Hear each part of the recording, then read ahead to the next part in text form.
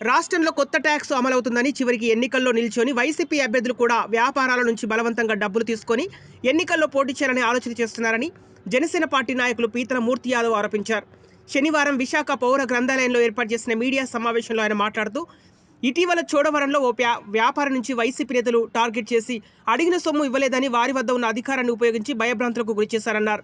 రాష్ట్ర వ్యాప్తంగా ఈ తరహా విధానాలే వైసీపీ అమలు చేస్తుందని, ఎన్నికల్లో నిలబడుతున్న అభ్యర్థులు నియోజకవర్గాల్లో ఉన్నటువంటి వ్యాపారులను బెదిరిస్తున్నారని, వారి నుంచి కోట్లలో సొమ్ము లాక్కుంటున్నారని, అదే సొమ్మును ఎన్నికల నుంచి పెడుతున్నారని, మళ్ళీ అదే ప్రభుత్వం వస్తే J tax, YCP MLA tax అనే 2 ట్యాక్స్ కట్టుకోవాలని ఆరోపించారు. ఇప్పటికైనా ప్రజలంతా వాస్తవాలు తెలుసుకోవాలన్నారు.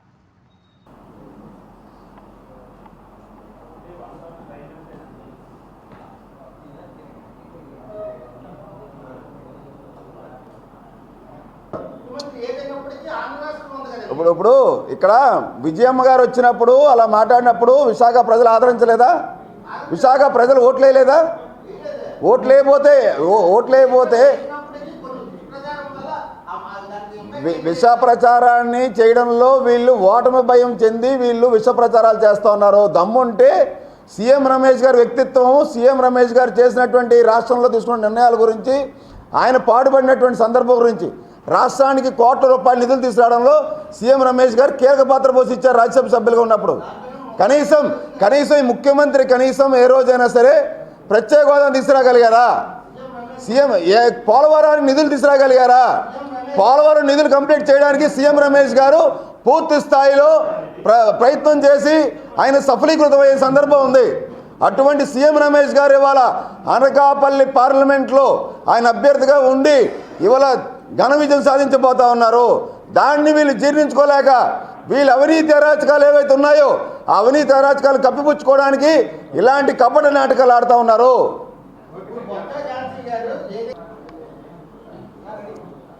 ఈరోజు పాత్రికేయుల సమావేశానికి విచ్చేసినటువంటి పాత్రికేయ సోదరులు,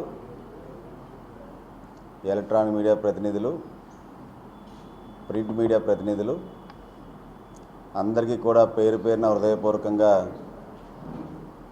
కృతజ్ఞతలు తెలుపుతా ఉన్నాం.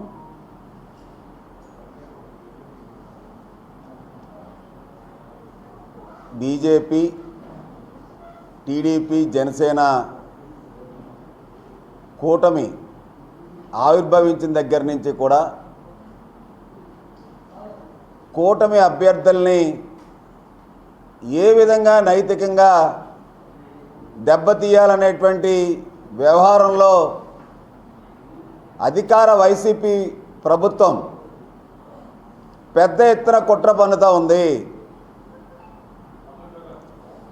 ఎన్నో ఏళ్లగా చోడవరంలో అధర్మశ్రీ అవినీతి అరాచకాలని అడ్డుకట్టేలేటువంటి సందర్భంలో సాక్షాత్తు బీజేపీ పార్లమెంట్ అభ్యర్థి సీఎం రమేష్ గారు ఏదైతే అక్కడ చోడవరంలో ఒక టైల్స్ వ్యాపారం మీద లక్షల రూపాయలు ధర్మశ్రీ డిమాండ్ చేస్తే ఇవ్వలేదని సాకుతో జిఎస్టీ అధికారుల్ని రైడింగ్ పంపించి వ్యాపారం మీద రైడ్ చేయించి కేసులు పెట్టించే క్రమంలో సాక్షాత్తు జిఎస్టీ చట్టాన్ని పార్లమెంట్లో చేసిన దాంట్లో రాజ్యసభ సభ్యుడిగా సీఎం రమేష్ గారు ఉన్నారు. చట్టం గురించి, చట్టం అమలు గురించి, జిఎస్టీ కనుక ఎక్కడైనా ఎవరైనా కట్టలేని పక్షంలో వాళ్ళ మీద ఏ విధంగా చర్యలు చేపట్టాలో తెలిసినటువంటి వ్యక్తి సీఎం రమేష్ గారు. అలాంటిది అక్కడ వచ్చినటువంటి అధికారులతో మీరు చట్టపరంగా చర్యలు చేపట్టండి, కనీసం నోటీసులు జారీ చేయకుండా మీరు అర్ధాంతరంగా వ్యాపారస్తుల మీద ఇలాగా అధికార పార్టీ ఎమ్మెల్యే చెందినటువంటి ధర్మశ్రీ యొక్క సిఫార్సు మేరకు మీరు ఇలాగ రైడ్లు చేయడం అనేది దుర్మార్గం అని చెప్పి అక్కడ ప్రశ్నించడానికి వెళ్తే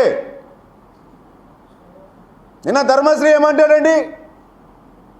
రాయలసీమ నుంచి వచ్చారు అంటాడు. వీళ్ళ ముఖ్యమంత్రి ఏ జిల్లా చెందినటువంటి వాడు? జగన్మోహన్ రెడ్డి రాయలసీమ చెందినటువంటి వాడు కాదా? రాయలసీమ ప్రాంతానికి చెందిన జగన్మోహన్ రెడ్డి ఇవాళ రాష్ట్రాన్ని పరిపాలించడం తప్పు కాదా? అంటే రాయలసీమ వాసులను మీరు అవమానిస్తున్నారా? ధర్మశ్రీ గారు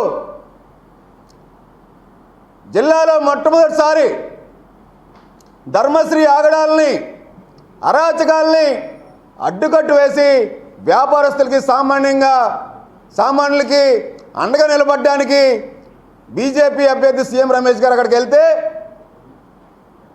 రాయలసీమ నుంచి వచ్చారని చెప్పి వీళ్ళందరూ కూడా అనేకమైనటువంటి పర్యాలు మీరు మాట్లాడారు. నిన్న ఇదే జగన్మోహన్ రెడ్డి గారి తల్లి విజయమ్మ గారు విశాఖ పార్లమెంటేరియన్గా పోటీ చేసినప్పుడు అప్పుడు ఏమైంది మీ బుద్ధి? ఇవాళ మీకు రాయలసీమ వాసి నాన్-లోకల్ అనేటువంటి పదాన్ని ఇవాళ సీఎం రమేష్ గారిని ఉచ్చరించడం అన్నది, ఆపాదించడం అన్నది ఎంతవరకు సమంజసం? ధర్మశ్రీ యొక్క ఆగడాలు, ధర్మశ్రీ కుటుంబాల యొక్క అవినీతి చరిత్ర లోతుల్లోకి వెళ్తే ధర్మశ్రీకి డిపాజిట్లు కూడా రావు. ఇవాళ ధర్మశ్రీ వడ్డాదిలో ఉన్నటువంటి ఇసుక ఏదైతే ఉందో అక్రమంగా కొన్ని వేల లారీలు, ట్రక్కులు అవినీతికి లోబడి ఇసుకని తరలిస్తున్నాడని చెప్పి సొంత పార్టీ వాళ్ళే ముఖ్యమంత్రికి ఫిర్యాదు చేశారు. మరి ఎక్కడైనా చోడవరంలో చిన్న బిల్డింగ్ కట్టినా ధర్మశ్రీకి కప్పం చెల్లించింది చోడవరంలో ఎవరు కూడా ఇల్లు నిర్మాణం చేసిన పరిస్థితి లేదు. ధర్మశ్రీ యొక్క తమ్ముడు ఎవరైతే ఉన్నారో వాళ్ళ తమ్ముడు ప్రైవేట్ చిట్టీల పేరుతో నియోజకవర్గంలో ఉన్నటువంటి వాళ్ళందరి దగ్గర, నివాస వాళ్ళందరి దగ్గర కూడా చీటీలు కట్టించేటువంటి కార్యక్రమం చేస్తూ ఉంటాడు.